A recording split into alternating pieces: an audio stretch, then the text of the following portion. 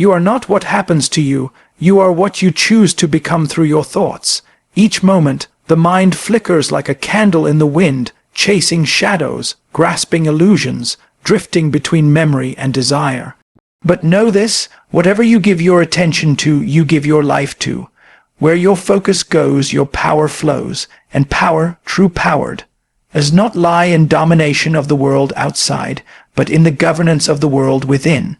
Within you, ancient forces stir, the echoes of gods and myths, the voices of your ancestors, the murmur of a soul longing to awaken. Your mind is not a cage, it is a kingdom, but most live as exiles within it, slaves to impulses, fears, and inherited beliefs. They allow their thoughts to roam unchecked like wild beasts, forgetting that every thought is a seed, and every seed bears fruit, either bitter or sweet. You are the one who waters the garden. You are the one who chooses the seeds. Your focus is the sun that gives those seeds life. We suffer often not because life is cruel, but because we have allowed our focus to settle on what is broken, what is lacking, what is past. But the past is not a prison, it is a teacher. And your suffering, a whisper from the soul, urging you to reorient your attention, to reclaim your power. If you focus on your wounds, you become your wounds. If you focus on your light, you become your light. There is something sacred in turning the mind inward, not in escapism, but in deep, honest confrontation with the self. The darkness you fear is not the enemy, it is the part of you that has been waiting to be seen, known, integrated. When you dare to observe your thoughts, to ask, why does my attention return to this pain, this fear, this fantasy? You awaken the self, the eternal witness, who is not chained to any one thought or emotion. To control your thoughts is not to repress, but to guide. Like a river redirected to nourish the fields, your mind can bring life, growth, and purpose if you learn to channel it. You were not born to drift. You were born to direct. Even the divine speaks through silence, through stillness. In the quiet spaces between your thoughts, something deeper waits, something whole, something eternal.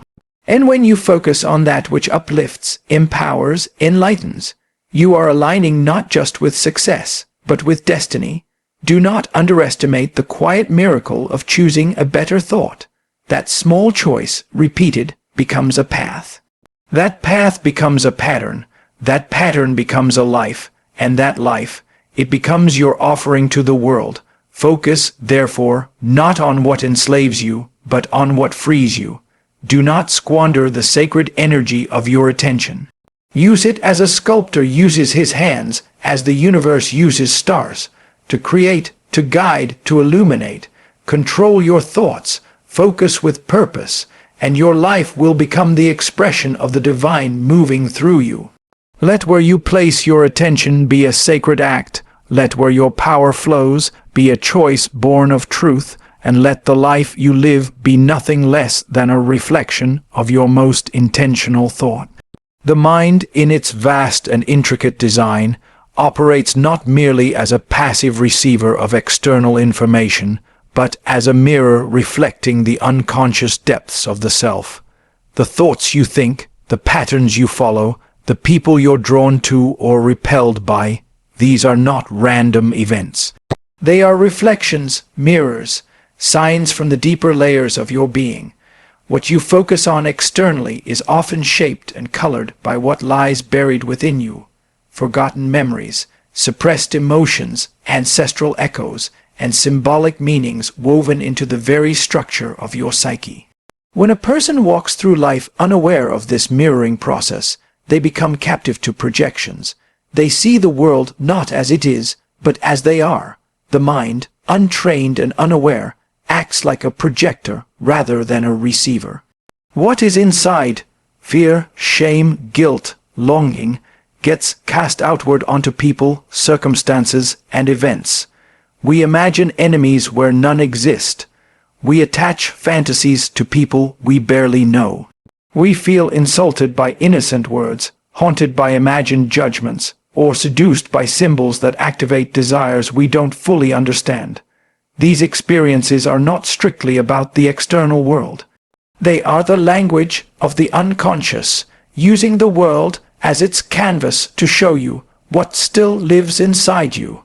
You may believe you are reacting to reality, but more often you are responding to your interpretation of it, an interpretation that is shaped by past wounds, subconscious associations, and archetypal energies long at work within the collective psyche. This is the quiet yet profound truth. Your thoughts do not only come from your conscious will, they rise up like mist from the hidden sea of the unconscious, and the way you interpret the world depends on how aware you are of this unseen current. Focus, therefore, becomes a spiritual act. It is not simply attention. It is communion. It is a bridge between the inner and the outer. To change your thoughts is to alter the lens through which you see the world, and in doing so, you change what the world reflects back to you. This is not metaphorical. It is psychological law. When your inner state is chaotic, disordered, unresolved, your attention seeks out its mirror in the external world. You will unconsciously focus on events and people that affirm this internal discord. Arguments erupt, miscommunications multiply, and feelings of isolation intensify. These events may seem external, but they are drawn in by the energy of your focus, which is rooted in an inner landscape that demands healing.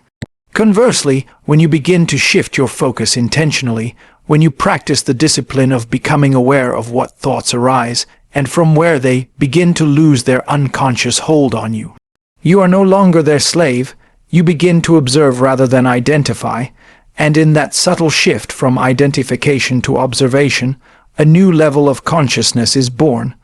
You start to see that the people who frustrate you are often reflecting something unresolved in you, that the situations you fear are exaggerated by old pain you haven't yet faced, that the dreams you chase with desperation are sometimes veils over deeper longings that cannot be met by the external world. The mind is not simply a tool for thought.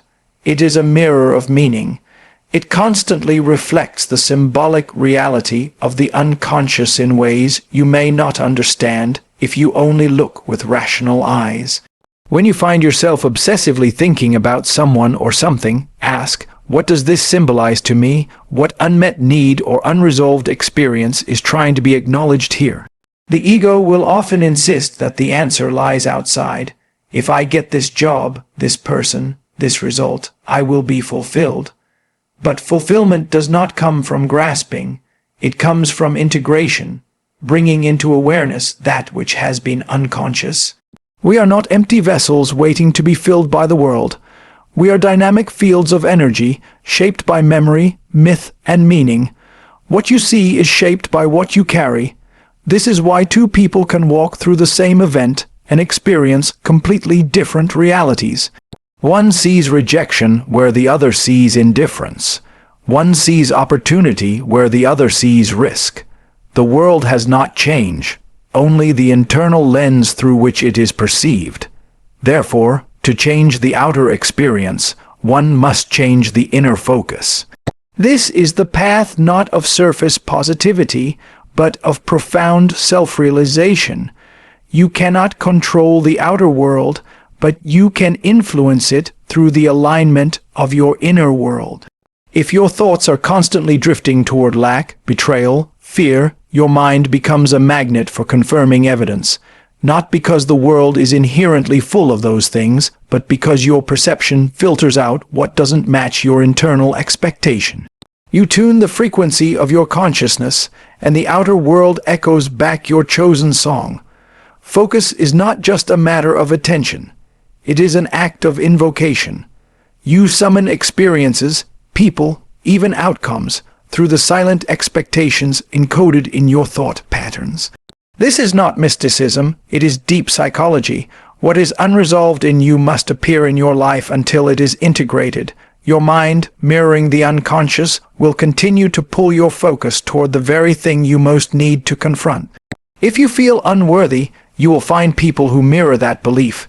If you fear abandonment, you will fixate on people or scenarios that threaten to repeat that pattern.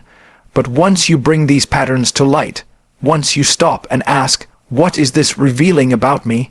You reclaim your authority. You stop being a victim of your mind and begin to be its master. The world becomes a teacher, not a tyrant. What is outside is inside. What you see is what you are, not in totality, but in tendency. And once you accept this, you no longer need to wage war against the world. You understand that every moment of reactivity, every fixation, every repeated thought is a messenger from within, urging you to remember. You are being called back to yourself. And in turning inward with courage, you begin the work of transformation, not by force, but by presence. As you learn to direct your focus, not toward anxiety or fantasy, but toward what is true, meaningful, and life-giving, your outer world begins to reflect a new truth. You start to see beauty in places where once you saw threats. You recognize growth where once you saw failure. You move through the world with clarity rather than compulsion.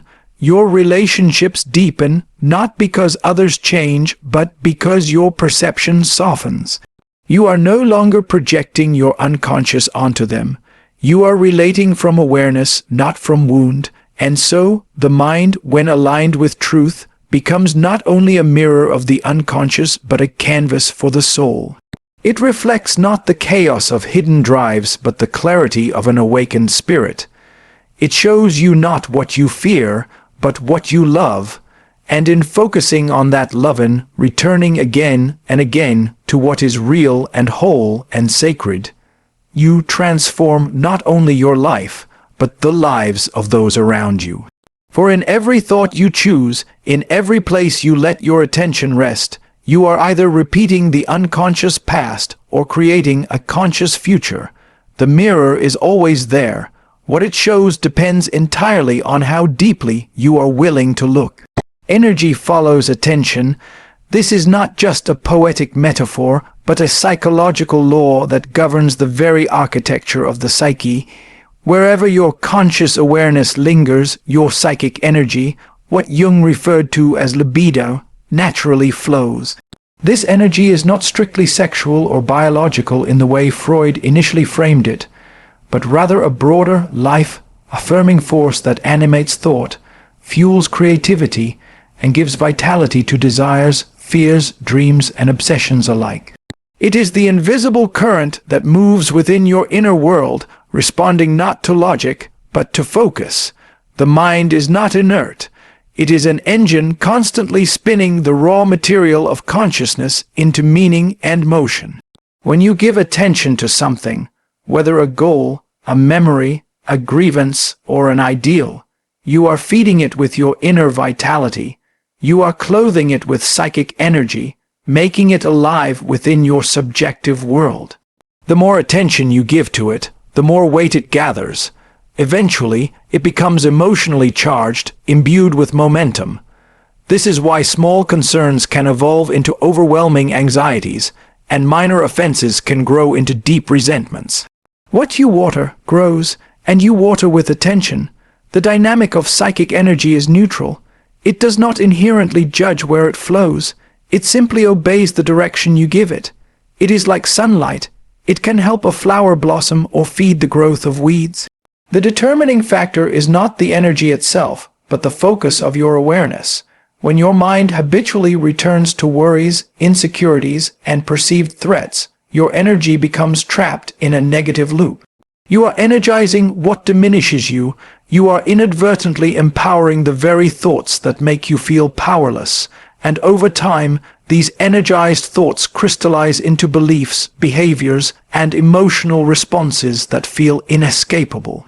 Every emotional experience is, in some way, the result of focused energy.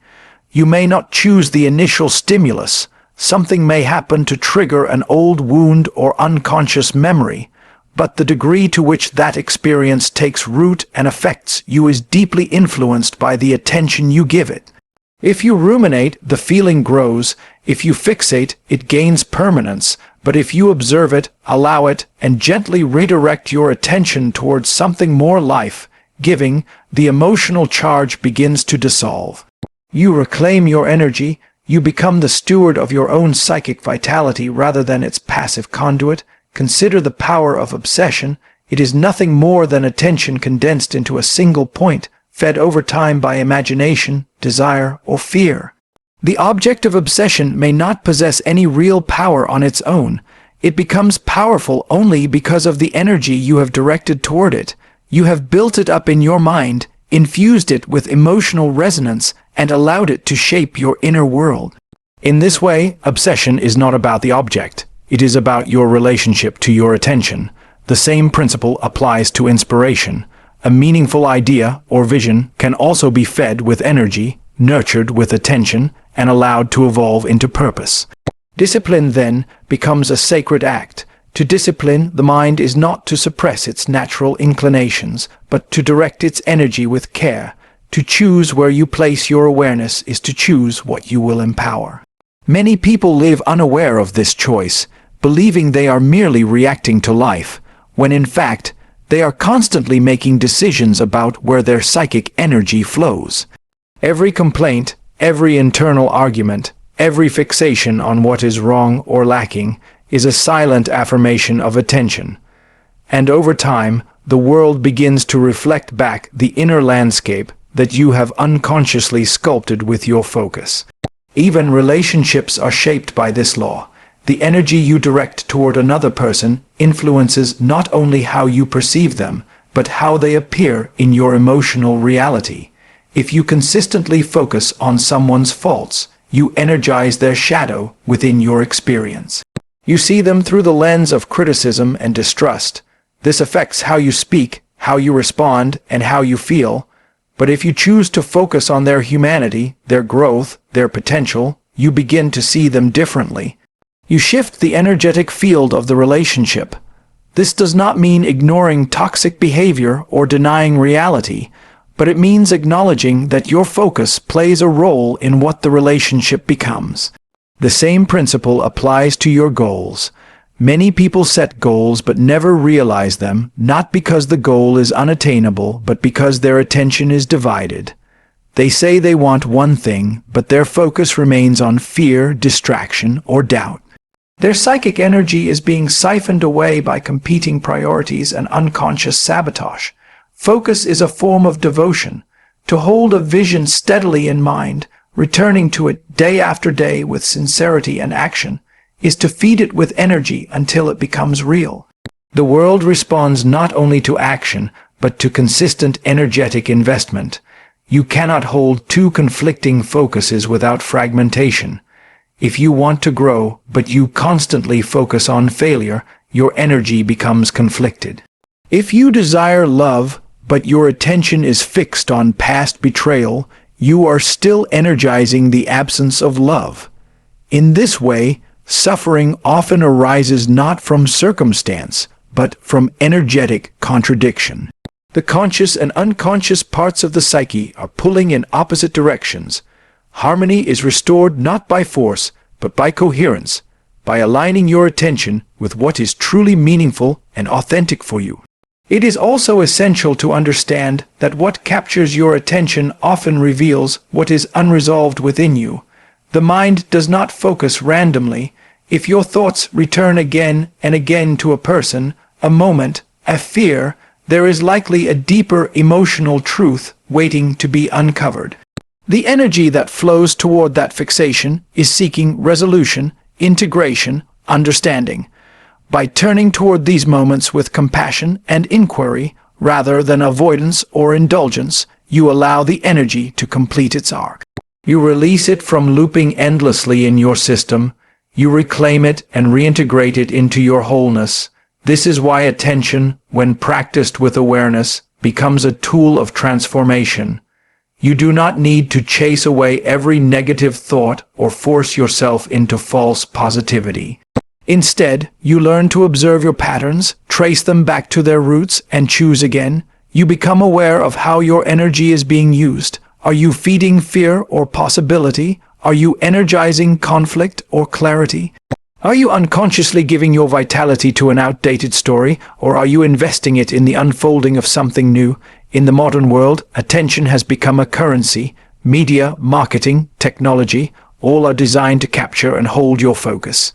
But in doing so, they are also capturing your energy. They feed off your engagement, your emotional response, your time. If you are not vigilant, your psychic energy becomes fragmented, scattered across hundreds of inputs, each demanding a piece of your vitality. The result is exhaustion, anxiety, and a deepening sense of disconnection from your center. To reclaim your attention is to reclaim your life force. To become sovereign over your focus is to return to your essence. This does not mean living in isolation or avoiding the world. It means moving through life with intention, choosing carefully what you allow into your field, saying no to what does not nourish, saying yes to what aligns with your deepest truth. When you direct your attention with care, your energy follows, and with it, your reality begins to shift. You find that problems lose their grip, not because they vanish, but because they no longer command your life force.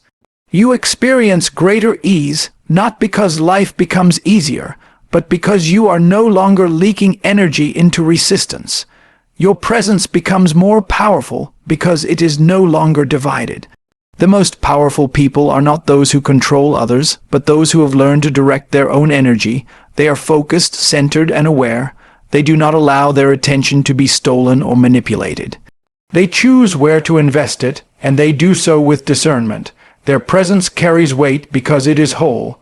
This is the quiet strength of the disciplined mind. It is not rigid, it is intentional. It does not chase every distraction. It moves toward purpose, and in this movement, something extraordinary happens. Energy no longer drains away into the unessential. It gathers, it concentrates, it becomes momentum. And that momentum carries you forward, not just toward external goals, but toward inner fulfillment. You begin to feel aligned, empowered, alive, not because circumstances have changed, but because your relationship to your own energy has changed. You are no longer a passive participant in your inner world. You are the conductor of your own symphony. Energy follows attention, and attention, when guided by awareness, becomes a sacred power, one that can heal, build, transform, and illuminate. When you master your focus, you master your life. Uncontrolled thoughts do not arise in a vacuum. They are not random intrusions, nor are they simply the product of stress or external distractions. They are voices, whispers, fragments, echoes of something deeper that lies within the psyche, often hidden from the light of conscious awareness. These are the murmurs of the shadow, the aspects of the self that we have disowned, denied, repressed, or forgotten. They speak not in the language of reason, but in symbols, compulsions, fears, and projections. And until they are brought into consciousness and integrated, they continue to govern our thoughts from the darkness, leading us to act in ways that feel foreign, conflicted, or out of control. The shadow is not evil in itself. It is simply unconscious. It consists of all those parts of ourselves that we could not or would not accept, impulses we were told were wrong, feelings we were taught to suppress, traits we judged as unworthy or dangerous. It is our anger, our jealousy, our desire, our fear, our vulnerability, our brilliance, anything that, at some point, we decided did not belong in the image we wished to present to the world. And so, rather than facing these parts of ourselves, we buried them. We cast them out of conscious awareness and forced them to live in the unconscious, but what is repressed does not disappear. It becomes powerful, it festers, it waits, and eventually it finds its way back, not through open confrontation, but through projection. What we refuse to see in ourselves, we see in others. What we reject within, we attack without. What we fail to integrate becomes the source of endless distraction, judgment, fixation, and emotional reaction. Our thoughts are hijacked by the very parts of ourselves we have not faced. Projection is one of the most common ways the shadow reveals itself. You might find yourself deeply irritated by someone's arrogance, without realizing that it reflects your own disowned desire for confidence and power. Or you may idealize someone as perfectly good, wise, or loving, not because they are, but because they reflect the potential you have not yet claimed within yourself. In both cases, your perception is not clear. It is colored by the unconscious. You are not seeing the person as they are. You are seeing a piece of yourself projected onto them like a film upon a screen, and so your thoughts, your judgments, your obsessions, your desires are no longer fully yours. They are shaped by the hidden architecture of your psyche. This is why self-mastery cannot be achieved through willpower alone. One cannot simply decide to stop thinking unwanted thoughts or reacting to familiar triggers. Because as long as the shadow remains unacknowledged, it continues to influence the direction and quality of your thoughts. You may attempt to think positively, but negativity seeps in. You may strive for peace, but chaos returns. The reason is not weakness. It is blindness. You are trying to build a life of clarity while ignoring the parts of yourself that continue to fog the lens. To master your thoughts, you must face the self. Not the self you wish to be, but the self you truly are. The whole self, the broken self, the brilliant self, the frightened self, the angry self, the loving self. You must be willing to look into the mirror and not flinch.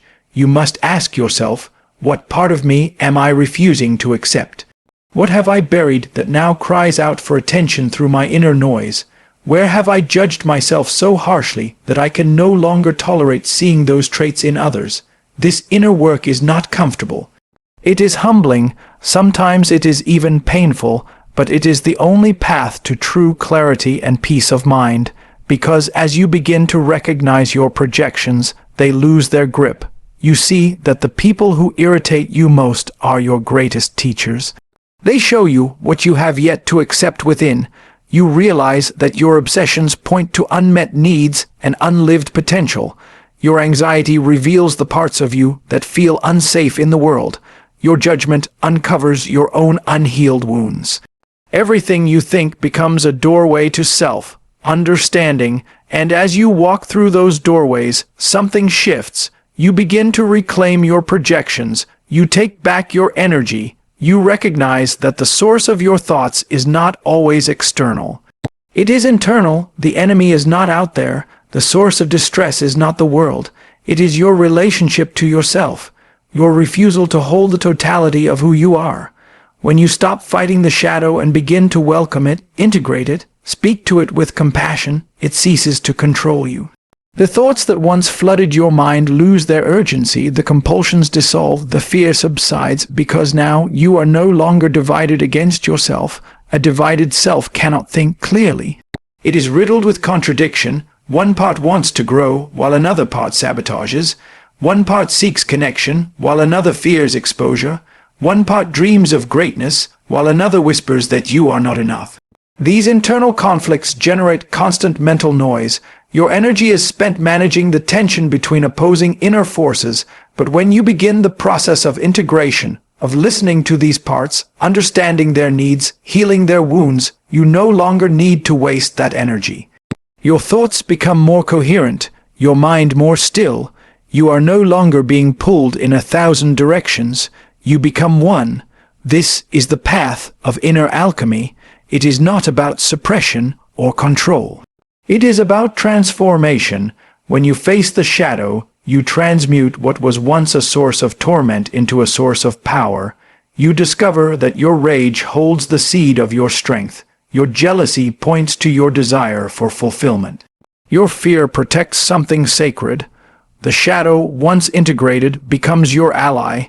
It no longer hijacks your thoughts, because it no longer needs to. It is seen, it is known, it is no longer hidden in the dark. With this integration comes a profound sense of authenticity. You are no longer pretending to be something you are not. You are no longer chasing ideals while running from your truth. Your thoughts begin to align with who you really are, not who you think you should be. This authenticity brings peace, not because life is easier, but because you are no longer in resistance to yourself. You think clearly because you are whole. You respond to life rather than react to it. You listen deeply to your inner voice, not because it is always kind, but because it is finally honest. Mastery of thought, then, is not a matter of force. It is a matter of relationship. the relationship between the conscious self and the unconscious. When this relationship is strained, distorted, or severed, your thoughts become disordered. When this relationship is healed, your thoughts reflect that harmony. You are no longer tormented by inner division.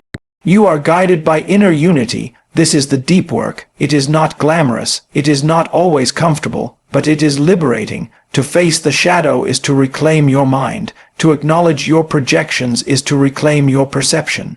And to love the parts of yourself you once rejected is to reclaim your power. You become the master not only of thought, but of life itself. Not because you have eliminated all struggle, but because you have learned to hold it, transform it, and grow from it. In the end, your thoughts are not your enemy, they are your messengers, and when you have learned to listen, truly listen, they lead you home. The path toward wholeness, what depth psychology calls individuation, is not a destination reached by chance or convenience.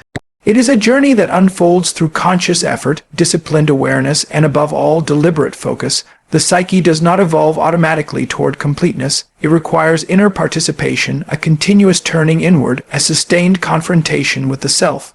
The forces that shape the individual into their true, integrated form lie within, buried beneath habit, masked by social persona, and obscured by unconscious patterns. Only through focused attention does one begin to distinguish between the voice of the authentic self and the noise of inherited conditioning. The unconscious does not reveal its treasures to a scattered mind. It yields to the gaze of one who watches with patience, with reverence, and with intention. The one who focuses their awareness inward, not just fleetingly but over time, begins to notice the subtle movements of the soul, the symbols in dreams, the pull of emotions, the quiet intuitions that whisper truths beneath the surface of thought. These elements form the raw material of individuation, but without conscious focus, they remain inert, vague impressions lost in the background of daily life. Mastery of thought is the chisel with which we sculpt our inner world. Each moment of self-awareness is an act of psychological craftsmanship. If the mind remains enslaved by distraction, reactive impulses, or unconscious loops, then the journey of individuation stalls.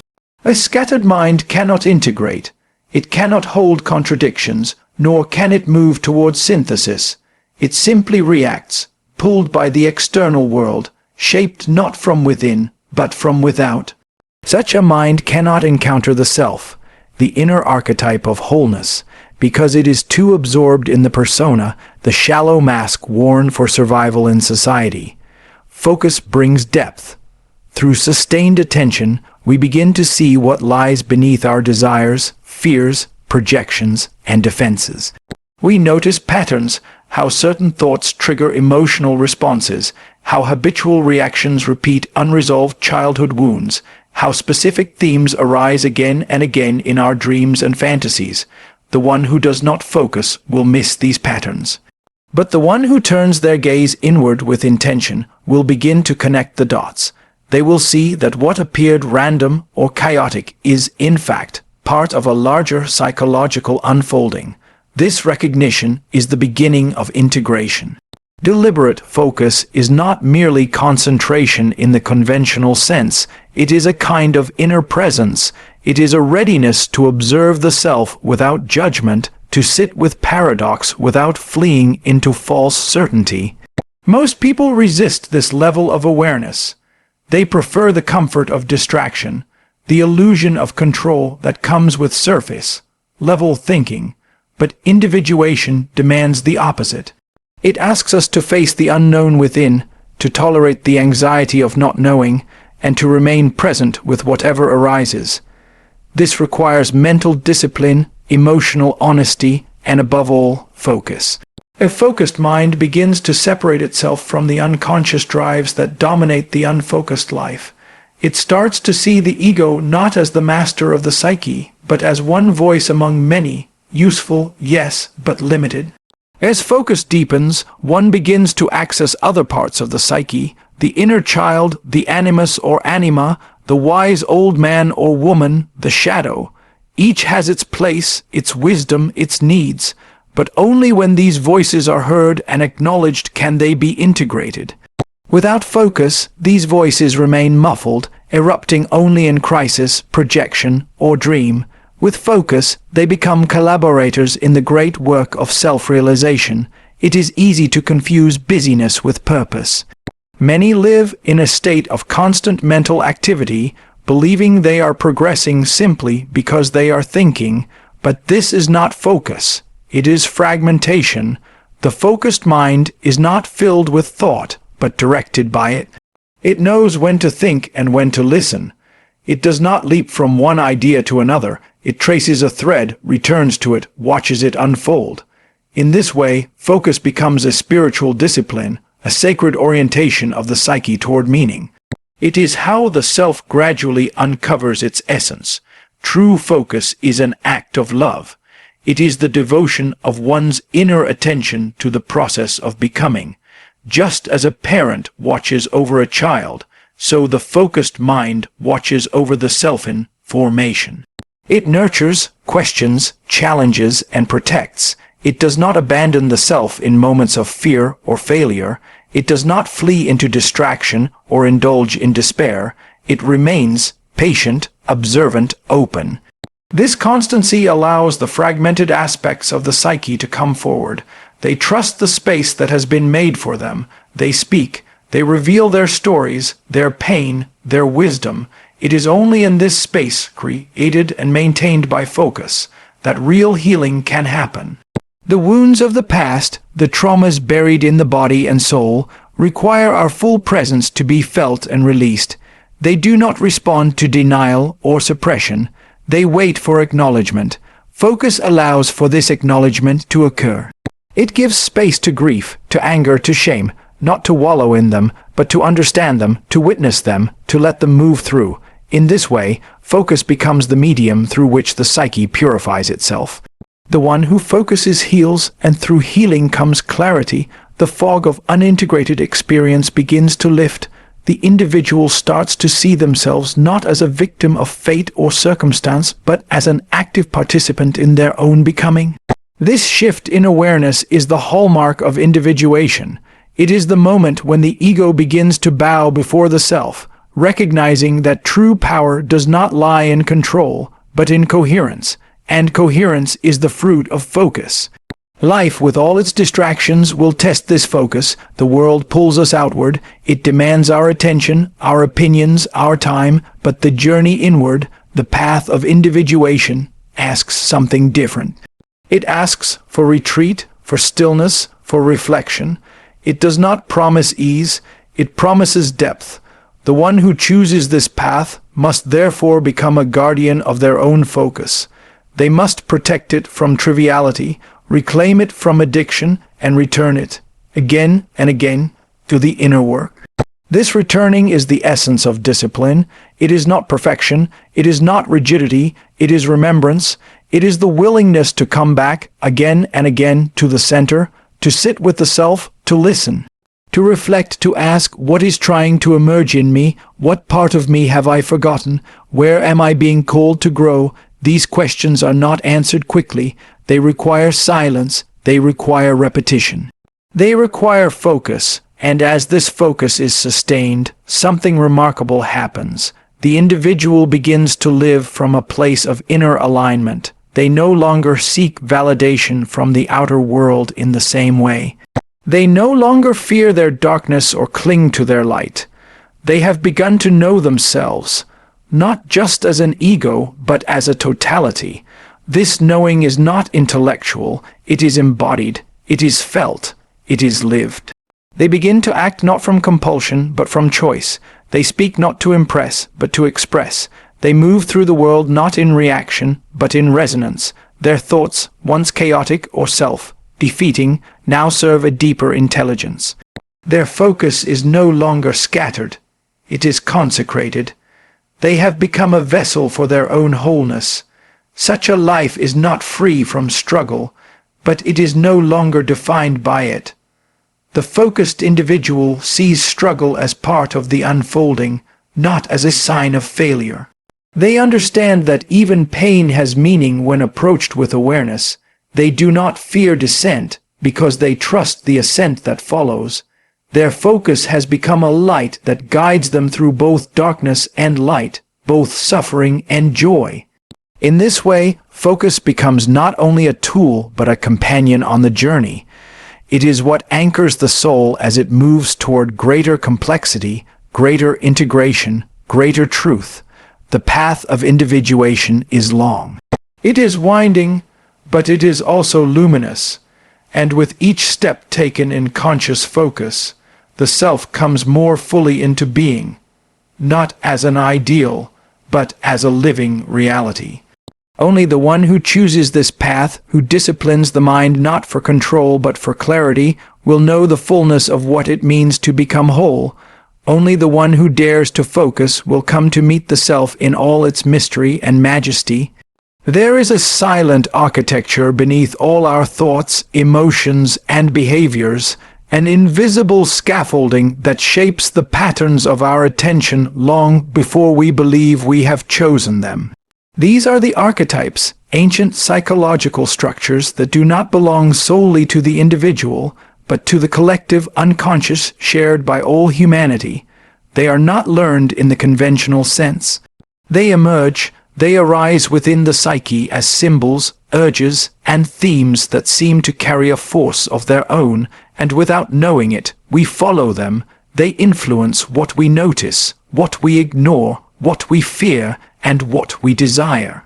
To understand this is to begin to reclaim agency in the inner life. To ignore it is to be guided by unseen hands, living a life of reaction rather than conscious response. These archetypes are not mere ideas or symbols, though they often appear as such in dreams, myths, and fantasies. They are living systems of energy, forms without specific content until they inhabit the soul of a person.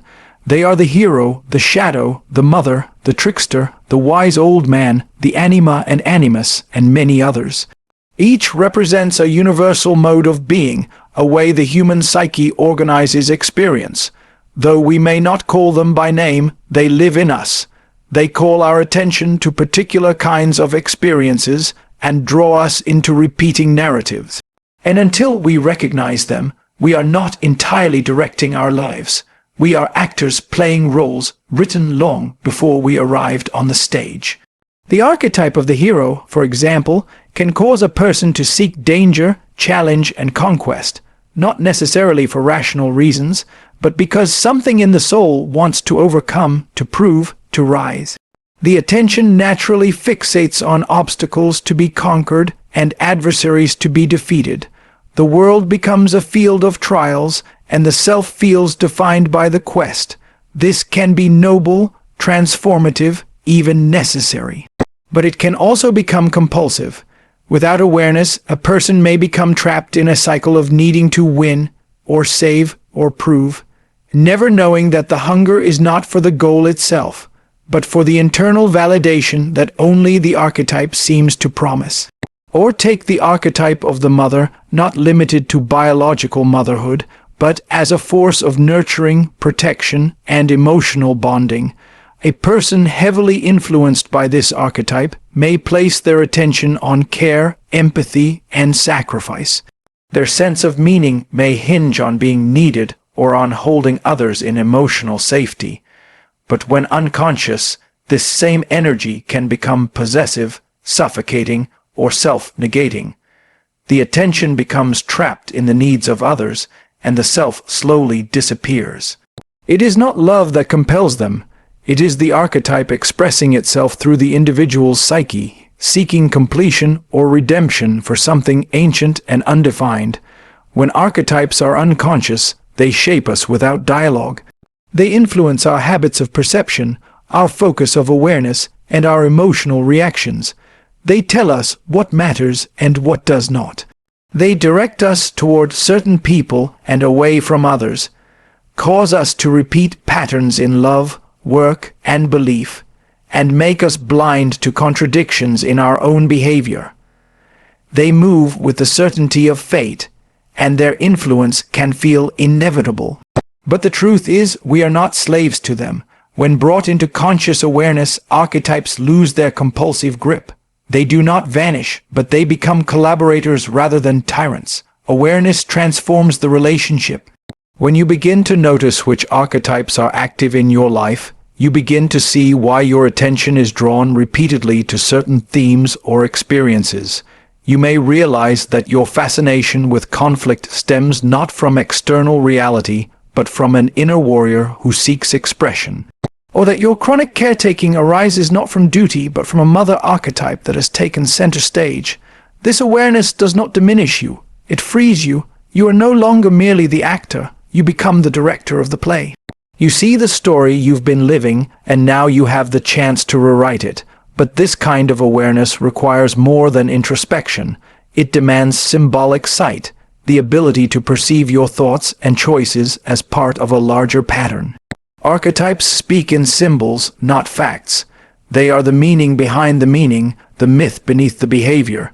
You may begin to notice that your dreams are repeating certain images: a journey, a lost child, a mountain to climb, a door that will not open. These are not random. They are archetypal expressions of your current psychological state. The attention of the unconscious is revealed in these symbols long before it manifests as conscious choice. And if you attend to them, if you listen, they will tell you what energy is moving in you and why. To gain control over your attention, then, is to engage in a sacred dialogue with these inner forces. It is not about suppression or denial. It is about listening with awareness. When you feel an intense pull of attraction or aversion towards someone, pause and ask, what part of me is responding? Is this person activating my own inner anima or animus? Are they reflecting my shadow? Am I projecting the wise old man onto a teacher, and thus surrendering my own authority? These are not trivial questions. They are doorways into deeper consciousness. The more you ask them, the more your attention becomes your own again. The alternative is to remain unconscious and be ruled by forces you do not understand. Then your attention becomes a kind of possession. You are drawn into obsessive thoughts, addictive relationships, or irrational conflicts without knowing why. You say, I don't know why I keep doing this, or I can't stop thinking about that, because you are not just dealing with your ego. You are under the sway of an archetype that has not yet been named, and what remains unnamed remains in power. Naming is powerful. To recognize an archetype is to invite it into conscious awareness. Once you do, its grip loosens. You can begin to dialogue with it, negotiate with it, understand what it seeks. Archetypes are not enemies. They are primordial energies that wish to live through us, but they can do so in ways that are either destructive or constructive, depending on how much consciousness we bring to them. A hero archetype can destroy relationships if it becomes an obsession with achievement, or it can uplift the community when balanced with wisdom. A shadow, denied and projected, can ruin lives, but integrated, it becomes a source of vitality, authenticity, and strength. This is why working with archetypes is not abstract theory. It is practical and transformational. It allows you to reclaim the freedom of attention. You no longer follow every passing thought or emotion blindly. You learn to ask, is this truly me, or is it a voice from the deeper layers of my psyche? You learn to redirect your attention when needed, not as repression, but as self-guidance. You become sensitive to when an archetype is needed and when it is intruding. You may call upon the warrior when courage is needed, then let it rest when tenderness is required. You may honor the sage when reflection is needed, then release it when life demands action. This fluidity is a sign of psychic maturity. The child is possessed by archetypes, swept into their storms without awareness. The adult, in process of individuation, learns to navigate them consciously, recognizing their voices, honoring their roles, but never surrendering the core of the self to any one of them. This core, the self, is not any single archetype, but the totality that holds them all. It is the integrating center of the psyche, and when we align with it, our attention becomes clear, balanced, and sovereign. The power of our attention is immense. Where we place it determines the shape of our inner world. What we look at, we energize. What we ignore, we weaken. If our attention is unconsciously guided by archetypes we do not recognize, then we are building a reality on autopilot. But if we become aware of the archetypal influences at work within us, we can choose where to place our gaze. We can focus on what heals, what deepens, what brings meaning. And in doing so, we become partners with the unconscious, not its servants, but its stewards. This is not a one-time event. It is a lifelong practice. The archetypes never stop moving. They shift as we age, as we love, as we suffer, as we grow.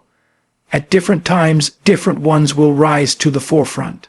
The task is not to eliminate them, but to stay in conscious relationship with them, to keep watching, to keep listening, to keep asking, what is guiding my attention right now, and is it in service to my wholeness? The one who continues to ask this question walks the path of inner freedom. They are no longer at the mercy of inherited myths. They are no longer consumed by unconscious compulsions.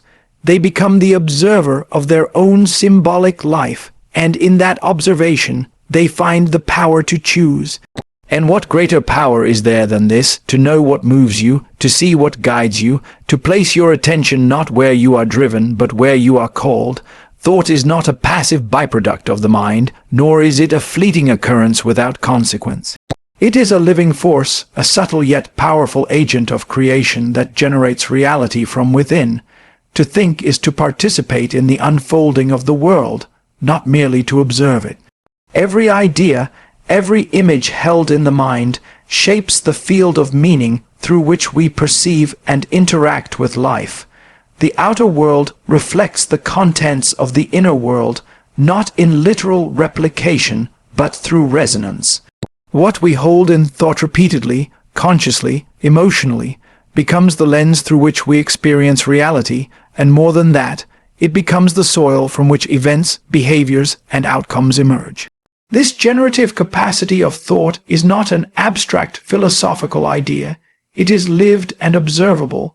When a person wakes each day with fear at the center of their thoughts, they are not merely feeling afraid, they are creating a world of fear. They interpret others through the filter of threat, they anticipate loss or betrayal, and they act defensively. These actions reinforce the very reality they fear. Conversely, a person who holds a quiet confidence, who cultivates thoughts of strength, connection, or growth, will find their actions and perceptions aligning with these inner convictions. Their relationships, opportunities, and sense of meaning begin to mirror the internal state they have consciously nurtured.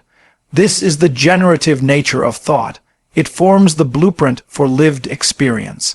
Yet most people are not truly thinking, they are repeating, they are reacting.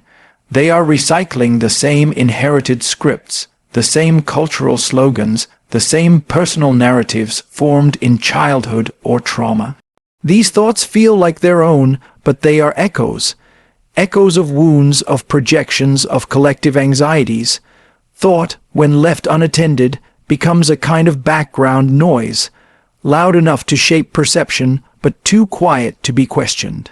It is only through conscious focus, through intentional awareness, that thought reclaims its sacred function. Only then does it cease to be mechanical and begin to be creative. To focus a thought intentionally is to enter into a sacred act.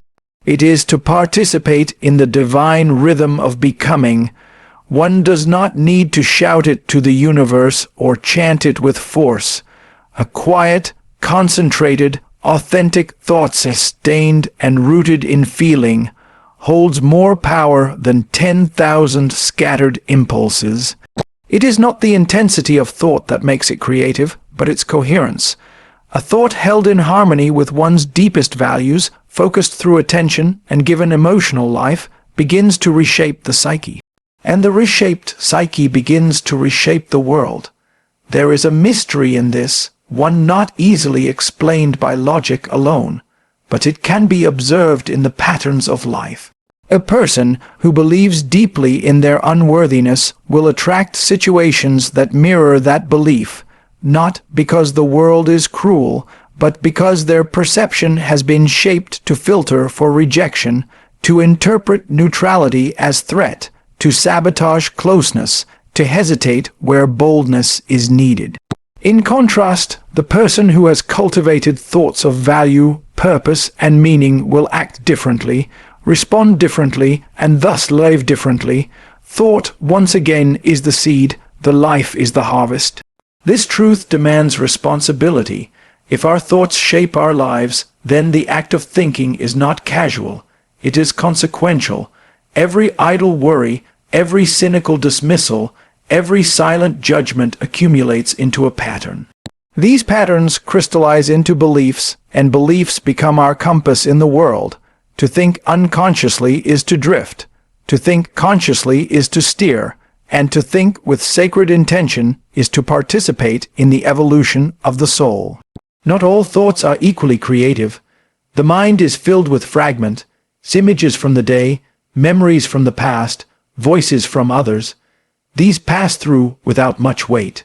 But when a thought is given repeated attention, when it is focused upon, emotionally charged and believed, it begins to generate, it begins to act. This is why negative self-talk is not merely unpleasant, it is dangerous. It is why affirmations, when shallow, do little, but when felt deeply and consistently, can shift the psyche at its roots. The creative force of thought lies not in mere repetition, but in meaningful engagement. The mind must not just speak, it must listen to itself. It must care about the thought it is thinking. Intentional thought also requires a certain kind of inner stillness. In a scattered, overstimulated mind, thoughts collide and compete. There is no space for one thought to fully form, to root itself in the unconscious and begin its work. But when the mind is quieted, through contemplation, meditation, or reflective solitude, a single thought can become luminous. In that stillness, a person may hold a vision of who they wish to become, or of the life they feel called to create. That vision, when held with sincerity and emotional resonance, begins to send ripples through the inner world. It begins to align energy, behavior, intuition. This is not wishful thinking. It is aligned thinking. It is sacred focus. Such focus is not always comfortable. It requires discernment. To choose one thought is to let go of others. To focus on purpose is to release distraction. To focus on growth is to release the identity built around victimhood. To focus on love is to release the protective shield of cynicism. These are not easy sacrifices, but they are necessary. The creative power of thought is not granted to the divided mind. Only the coherent, integrated, and focused mind can manifest change with depth and meaning. This is why ancient traditions, spiritual disciplines, and psychological practices have long emphasized the power of attention. Not because attention is merely practical, but because it is spiritual. It is the mechanism by which thought becomes real. Where your attention goes, energy flows, and where energy flows, life is shaped. When you turn your attention again and again to what is true, noble, beautiful, or purposeful, you begin to resonate with those qualities, you begin to express them, you begin to draw them into form. And so thought becomes not merely a mental event, but a ritual of creation. Each focused thought is like a stone dropped in the inner waters of the soul, sending ripples outward through feeling, action, and consequence. This is a responsibility and a gift. We are not merely victims of circumstance. We are participants in creation. Our inner life matters. The thoughts we think matter, not just for us, but for the world shaped by the energy we carry into it. To live with this awareness is to live consciously. To think intentionally is to begin to shape reality not by force but by alignment. We do not need to control the external world to change it. We need to attend deeply to the inner one. And through that attention, through that sacred, intentional act of thought, we begin to shape a life that reflects not fear or habit, but truth. There exists within each person a quiet calling, a subtle invitation toward wholeness, a direction that cannot be imposed from outside but must be discovered within. This direction is not random, nor is it the product of mere social conditioning or fleeting desire. It is something deeper, more enduring, a reflection of the divine blueprint encoded in the psyche itself. But to access this inner compass, one must learn to discipline the mind, not through repression or rigid control, but through alignment with purpose, meaning, and values that reflect the soul's true orientation. When thoughts are scattered, contradictory, and consumed by fear or ego, this inner compass becomes clouded. But when the mind is disciplined, trained to dwell upon what is essential rather than what is urgent, upon what is eternal rather than what is temporary, the self begins to awaken. The self, not the ego, is the seat of divine order in the human being. It is the center that knows not only who we are but what we are for. A disciplined mind does not mean a mind that is narrow or inflexible. It means a mind that has learned to serve the higher aim, a mind that resists the pull of distraction and the seduction of noise. In modern life, the psyche is constantly bombarded by stimuli, images, fears, fantasies, comparisons. The untrained mind moves reactively, feeding on impressions without digesting them, jumping from one fixation to another. But the disciplined mind selects its nourishment. It chooses what to attend to, what to dwell on, what to make real by the power of focus. In this choosing, the mind is no longer a prisoner of the world. It becomes a co-creator with it, and when the thoughts of the individual begin to align with the deeper order of life, then that divine order begins to reveal itself, not as abstract theology, but as lived reality.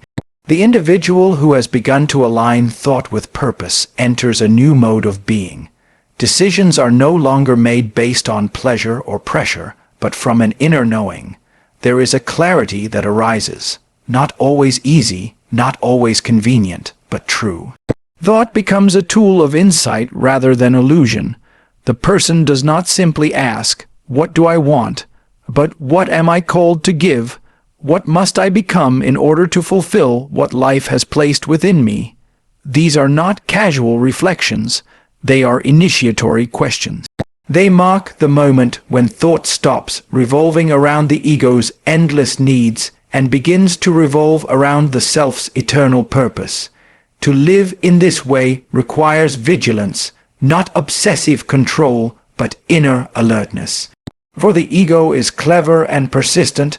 It will constantly try to hijack purpose and turn it into a performance. It will take the sacred and make it strategic. It will disguise itself in virtue. The disciplined mind is able to recognize this and return, again and again, to the true center. It listens not just for what is loud in the psyche, but for what is deep. It waits, it watches, it allows space for meaning to emerge, and when that meaning becomes clear, it gives itself to it without compromise. This is not fanaticism, this is fidelity to the soul. The world around us does not encourage this fidelity. It rewards immediacy, conformity, and constant stimulation. But the divine order that the self recognizes moves more slowly. It unfolds according to inner timing, not external trends. That is why a person committed to aligning thought with purpose must often walk alone, or at least walk differently. They are no longer driven by the same compulsions. They are no longer entertained by the same distractions. They begin to seek out the true, the beautiful, and the meaningful, not because they are told to, but because the soul begins to hunger for them. This hunger is a sign of awakening. It is the soul remembering its origin. As the mind becomes more aligned, a transformation begins. What once seemed random now reveals pattern. What once felt like suffering becomes initiation. The individual begins to see the architecture behind the chaos. They begin to trust the deeper currents of life. This does not mean everything becomes easy or predictable. On the contrary, challenges may intensify. But they are no longer experienced as punishments or misfortunes. They are seen as necessary thresholds. The disciplined mind knows that fire is part of refinement. It does not panic in difficulty. It listens. It learns, it remains faithful to the path. This inner fidelity is what draws divine order into the lived experience, not in the sense of magical thinking or external reward, but in the sense that life begins to cohere. The person begins to notice synchronicities, meaningful encounters, the right insight at the right time. These are not coincidences. They are reflections of a mind that has attuned itself to something greater. When inner order is cultivated, outer order begins to respond. It is not forced, it is revealed, and what is revealed is not a fantasy, but a sacred design, one that was waiting all along for the mind to become quiet enough, clear enough, disciplined enough to see. But discipline alone is not enough if it is disconnected from love. The mind must not only be focused, it must be compassionate. The thoughts that shape our lives must not only be precise, they must be aligned with truth and care. A disciplined mind without love becomes harsh, judgmental, brittle. But when love is the foundation, discipline becomes devotion. It becomes a sacred act of service, a way of honoring the gift of life, of time, of consciousness itself. Then every thought becomes a prayer, not in words, but in attention. Where we place our attention, we place our allegiance.